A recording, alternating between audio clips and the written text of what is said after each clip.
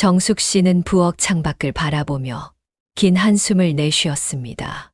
창문 너머로는 오래된 감나무가 보였고 그 아래에는 그녀가 정성 들여 가꾼 작은 텃밭이 있었습니다. 감나무는 초가을 햇살을 받아 반짝였고 바람에 나무잎들이 조용히 흔들렸습니다. 조용하고 평화로운 이 모습은 정숙 씨가 은퇴 후 꿈꾸던 삶의 모습이었습니다. 부엌 테이블에 앉아 따뜻한 차 한 잔을 손에 쥔 정숙 씨는 잠시 깊은 생각에 잠겼습니다. 정숙 씨는 남편은 오래전에 떠났고 평생을 힘들게 일하며 살아온 끝에 작은 집을 스스로 장만해 결혼한 아들 민수네와 함께 지냈습니다. 그녀는 그들과 같은 집에 살지만 가능한 한 자식들의 삶에 간섭하지 않으려 했습니다. 정숙 씨는 차를 한 모금 마시며 조용히 혼잣말을 했습니다. 그래도 이렇게 조용히 사는 게 다행이네. 그때 아들 민수가 방에서 나와 정숙 씨를 보며 다가왔습니다.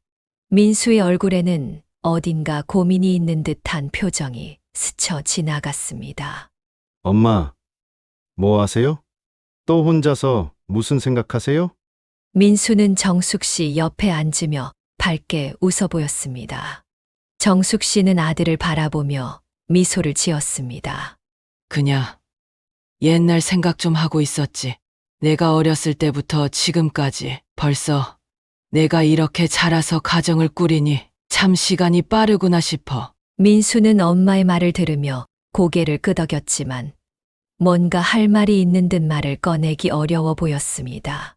엄마, 사실 오늘은 엄마랑 좀 중요한 이야기를 하고 싶어서요. 민수는 잠시 망설이다가 말을 꺼냈습니다. 그래. 무슨 고민 있니? 정숙 씨는 차를 내려놓고 민수에게 진지하게 물었습니다. 민수는 잠시 어색하게 웃으며 말했습니다. 사실 제가 요즘 아이 교육비 문제로 고민이 많아요. 돈이 좀 부족해서요. 조금 도와주실 수 있을까 해서요. 정숙 씨는 그 말을 듣고 잠시 생각에 잠겼습니다. 아들을 위해서라면 무엇이든 해주고 싶은 마음이 컸지만 요즘 들어 민수 부부가 자주 돈을 요청하고 있다는 사실에 마음 한구석이 불편해지기 시작했습니다. 그녀는 평생 모아온 돈이 있긴 했지만 그것은 이제 노후를 위해 써야 할 재산이었습니다. 그래, 아이 교육이 중요하지. 그런데 얼마나 필요하니? 정숙 씨는 걱정스러운 마음을 억누르고 아들을 돕기로 했습니다. 민수는 그제야 안도하는 듯 미소를 지으며 구체적인 금액을 말했습니다. 정숙 씨는 속으로 조금 불편했지만 아들을 돕기 위해 결단을 내렸습니다. 며칠 후 정숙 씨는 은행에 가서 민수가 요청한 돈을 보내주었습니다. 그날 밤 그녀는 침대에 누워 천장을 바라보며 깊은 생각에 잠겼습니다. 계속 돈을 주는 게 맞는 걸까? 민수가 앞으로도 계속 나에게 도움을 청할까? 정숙 씨의 마음은 복잡했습니다. 정숙 씨는 평생 아들 민수를 사랑하고 자랑스러워했습니다. 어린 시절부터 밝고 영리한 아이였던 민수는 혼자 키운 보람을 느끼게 해주는 자랑스러운 아들이었습니다. 그러나 최근 들어 민수와 며느리의 잦은 경제적 요청은 그녀를 점점 더 불안하게 만들고 있었습니다. 며칠 전 식사 후 며느리가 정숙 씨와 단둘이 있을 때 꺼낸 이야기가 떠올랐습니다. 어머님, 제가 이런 말씀 드리기는 좀 죄송하지만 저희도 아이 키우고 생활하는 게 만만치 않아서요. 어머님도 연세가 있으시니 나중에 힘드시기 전에 미리 재산 문제를 정리해 두시는 게 어떨까 싶어서요. 며느리 말은 그냥 지나가는 말처럼 들렸지만 그 순간부터 정숙 씨의 마음 속에는 의심이 싹 트기 시작했습니다. 그 말이 과연 무슨 의미였을까? 며느리는 진심으로 자신을 걱정하는 것일까? 아니면 단순히 재산을 염두에 두고 있는 걸까? 정숙 씨는 불편한 마음을 억누르려 했지만 그 의심은 가시지 않고 점점 자라났습니다. 설마 내 재산을 노리는 걸까? 정숙 씨는 스스로에게 그런 생각을 하게 된 것이 부끄럽기도 했지만 마음속에서 완전히 지워지지 않는 불안함이 있었습니다. 창밖으로 다시 시선을 돌린 정숙 씨는 감나무가 바람에 흔들리는 것을 보며 홀로 중얼거렸습니다. 내가 평생 모은 돈이 이제 나를 불안하게 만드는구나. 그녀는 한숨을 쉬며 이 불안한 감정을 어떻게 다루어야 할지 고민에 빠졌습니다. 자신이 모아온 재산은 평생의 노력이었고 그 돈으로 평화로운 노후를 보내기를 꿈꿨지만 가족 간의 미묘한 갈등이 점점 깊어지면서 그 평화가 위협받고 있는 듯 했습니다. 정숙 씨는 혼자 마음을 다잡으며 속으로 다짐했습니다. 나는 내가 평생 모은 돈으로 이 평화를 지킬 거야. 절대 쉽게 무너뜨리지 않겠어. 그러나 그녀는 그 다짐이 과연 얼마나 오래 유지될 수 있을지, 그리고 앞으로 닥칠 갈등을 피할 수 있을지 알 수 없었습니다. 며칠이 지나고 정숙 씨는 아들 민수의 요구대로 돈을 보내고 나서도 마음 한구석이 여전히 무거웠습니다. 은퇴 후 자신의 노후를 위해 모아둔 돈이었지만 아들을 돕기 위해서라면 아깝지 않다는 생각으로 애써 불안을 억누르고 있었습니다. 그러나 민수네의 경제적 상황이 앞으로도 계속 그녀에게 부담을 주지 않을까 하는 불안감은 쉽게 사라지지 않았습니다. 그날 저녁 경숙 씨는 거실에서 조용히 TV를 보고 있었습니다. 프로그램에서는 젊은이들이 도전하는 이야기가 나왔고 그들을 보며 정숙 씨는 문득 젊었을 때의 자신과 민수를 떠올렸습니다. 홀로 아들을 키우며 겪었던 고생과 그 모든 시간이 아들의 성공을 위해 바쳐졌다는 사실이 다시금 마음에 떠올랐습니다. 그때 며느리가 방에서 나와 정숙 씨 옆에 앉았습니다. 어머님, 잠깐 이야기 나눌 수 있을까요? 며느리는 살짝 미소를 지으며 조심스럽게 말을 꺼냈습니다. 정숙 씨는 고개를 끄덕이며 물었습니다. 그래. 무슨 일이니? 그녀는 며느리가 할 이야기가 있음을 이미 느끼고 있었습니다. 며느리는 잠시 망설이더니 입을 열었습니다. 사실 요즘 집값이 너무 많이 오르고 있어서 저희도 조금 고민이 많아요. 며느리는 눈을 내리깔며 덧붙였습니다. 어머님도 아시겠지만 지금 집은 아이가 크면서 점점 좁아지고 있거든요. 그래서 좀 더 넓은 곳으로 가야 할 것 같은데 아무래도 돈이 좀 부족한 상황이에요. 어머님께서 조금만 더 도와주실 수 있을까요? 정숙 씨는 속으로 무거운 한숨을 내쉬었습니다. 민수네가 따로 살겠다고 했을 때 걱정은 됐지만 이제 그럴 때도 된 것 같아 굳이 말리지도 않은 정숙 씨였습니다. 그리고 얼마 전에도 돈을 보내준 기억이 생생한데 또다시 도움을 요청하는 며느리의 말에 마음이 답답해졌습니다. 그러나 정숙 씨는 곧 평정심을 되찾고 며느리를 바라보며 물었습니다. 얼마 정도가 필요하니? 그런데 이렇게 자주 돈을 요구하는 게 조금 걱정이 된다만. 며느리는 서둘러 대답했습니다. 어머님, 이번이 마지막일 거예요. 이사만 가면 생활도 안정될 거고 그때는 어머님께 부담을 드리지 않도록 할게요. 남편도 이제 회사에서 승진할 가능성이 크니까 조금만 더 기다려주시면 될 것 같아요. 정숙 씨는 잠시 생각에 잠겼습니다. 아들을 위해서라면 얼마든지 도와주고 싶지만 이제는 자신도 나이가 많고 남은 인생을 위해 써야 할 돈이 분명했습니다. 이사 비용을 도와준다고 해서 과연 그들이 안정될 수 있을까? 아니면 또 다른 요구가 이어질까? 정숙 씨는 불안감은 사라지지 않았습니다. 그러나 아들 부부가 힘들어하는 모습을 보니 마음이 약해졌습니다. 그래. 이번이 마지막이면 좋겠구나. 나는 이제 너희들이 더 자립적으로 살았으면 하는 바람이 있다. 아무리 부모라 해도 계속 이렇게 도와줄 수는 없는 거잖니. 정숙 씨는 조심스럽게 자신의 생각을 전했습니다. 며느리는 고개를 끄덕이며 고마운 표정을 지었습니다. 네, 어머님, 정말 감사해요. 저희도 어머님께 너무 많이 의지하지 않도록 노력할게요. 정숙 씨는 결국 며느리의 부탁을 들어주기로 마음먹고 이사 자금을 지원하기로 했습니다. 대화를 마치고 나서도 정숙 씨는 여전히 마음 한구석에 불편함이 남아 있었습니다. 평생 일하며 모아온 재산을 이렇게 아낌없이 쓰는 것이 맞는 걸까? 아들 부부가 점점 더 자신을 의지하고 있는 것은 아닐까? 그녀는 자신에게 스스로 물었습니다.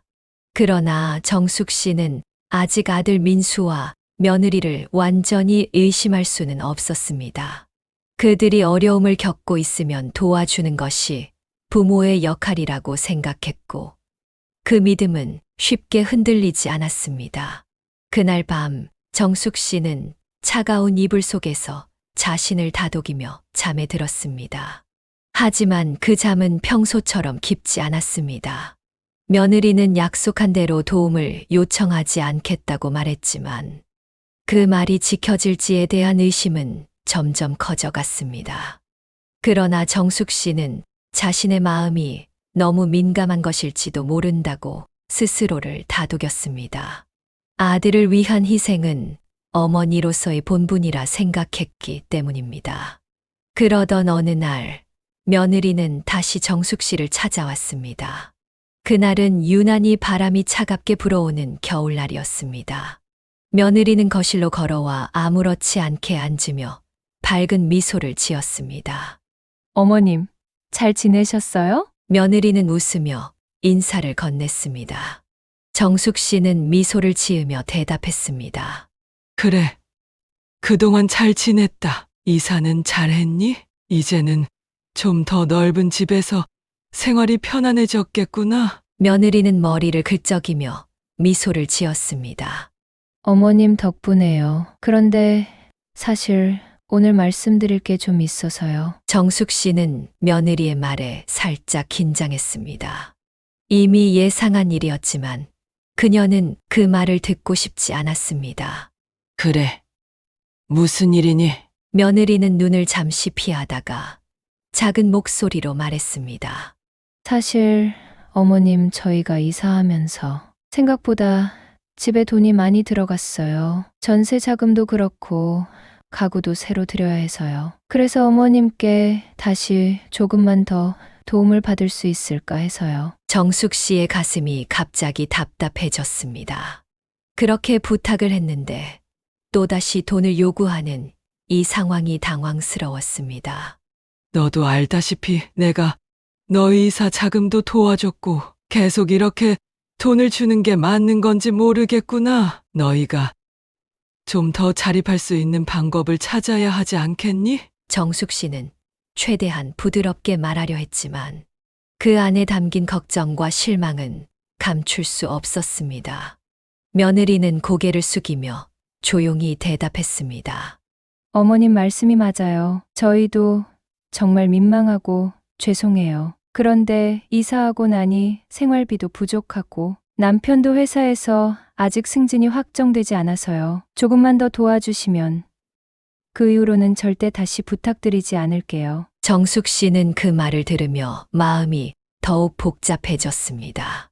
이미 몇 차례나 도와준 상황에서 또다시 경제적 도움을 주는 것이 과연 옳은 일인지 고민이 깊어졌습니다. 하지만 아들과 며느리가 처한 어려운 상황을 외면하기도 힘들었습니다. 정숙 씨는 잠시 침묵 속에서 생각에 잠겼습니다. 그녀는 며느리에게 조심스럽게 물었습니다. 얼마가 더 필요하니? 며느리는 잠시 망설이다가 작은 목소리로 금액을 말했습니다. 그 금액은 정숙 씨가 예상한 것보다 훨씬 컸습니다. 정숙 씨는 잠시 숨을 고르며 말을 이어갔습니다. 이렇게 큰 돈을 계속 도와주기 힘들다는 걸 너희가 알았으면 좋겠다. 나도 이제 나이가 있고 앞으로 내 노후를 위해 써야 할 돈이 필요하거든. 너희가 계속 이렇게 나에게 의지하는 건 솔직히 말하면 좀 걱정이 된다. 며느리는 곧바로 고개를 끄덕이며 급히 대답했습니다. 네, 어머님 말씀이 맞아요. 정말 죄송해요. 그런데 이번이 정말 마지막이에요. 남편이 회사에서 승진만 하면 저희도 충분히 갚을 수 있을 거예요. 그때가 되면 어머님께 절대 부담 안 드릴게요. 정숙 씨는 며느리의 간절한 표정을 보며 다시 한 번 마음이 약해졌습니다. 분명히 이 상황이 계속되면 좋지 않을 거라는 걸 알았지만 아들과 며느리가 힘들어하는 모습을 보니 도와주지 않을 수 없었습니다. 정숙 씨는 고개를 끄덕이며 며느리에게 말했습니다. 알겠구나. 이번이 정말 마지막이라면 내가 한 번 더 도와줄게. 하지만 이번이 끝이어야 한다. 앞으로는 너희가 스스로 해결할 방법을 찾아야 해. 며느리는 기쁜 표정으로 정숙 씨에게 감사 인사를 전했습니다. 정말 감사합니다, 어머님. 저희가 꼭 이번에는 잘해낼게요. 정숙 씨는 한숨을 내쉬며 속으로 다짐했습니다. 이번이 정말 마지막이야. 그러나 그 후로도 며느리와 아들의 요구는 끝나지 않았습니다. 시간이 지날수록 그들의 경제적 어려움은 해결되지 않았고 정숙 씨는 점점 더 자주 도움을 요청받았습니다. 정숙 씨는 이 상황이 계속 반복되면서 참을 수 없는 지경에 이르렀습니다. 마음속 불안과 걱정이 쌓여가면서 이제는 그녀도 그들에게서 벗어날 방법을 찾아야 할 때가 오고 있음을 느끼기 시작했습니다. 정숙 씨는 매번 도와주고 나서도 무거워지는 마음을 달래며 스스로를 다독였지만 그 감정은 이제 무시할 수 없을 만큼 커져가고 있었습니다. 정숙 씨는 아들 부부의 경제적 요구가 반복될수록 점점 더 깊은 의심과 혼란에 빠져들었습니다. 처음에는 아들을 돕는 일이 당연하다고 생각했지만 이제는 그들의 요구가 끝이 없다는 것을 깨닫게 되었습니다. 그들의 마지막이라는 말은 매번 거짓말처럼 느껴졌고 자신이 이 문제를 어떻게 해결해야 할지 모호한 상태에 빠졌습니다. 어느 날 정숙 씨는 거실에 혼자 앉아 가만히 텔레비전을 보고 있었습니다. TV 소리는 그녀의 마음을 달래주지 못했고 정숙 씨의 머릿속에서는 계속해서 그들의 요구와 재정적인 걱정들이 떠올랐습니다.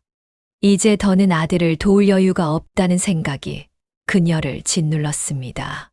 내가 도대체 언제까지 이렇게 도와줄 수 있는 걸까? 정숙 씨는 혼잣말을 하며 고개를 저었습니다. 이제 나도 나이를 먹었고 내 노후를 생각해야 하는데 그때 복도에서 인기척이 들렸습니다. 아들네가 오기로 했던 시간보다 일찍 도착했던 모양입니다. 그들이 복도에서 대화를 나누는 소리가 들렸고 평소보다 조용한 분위기에 그녀는 직감적으로 귀를 기울였습니다.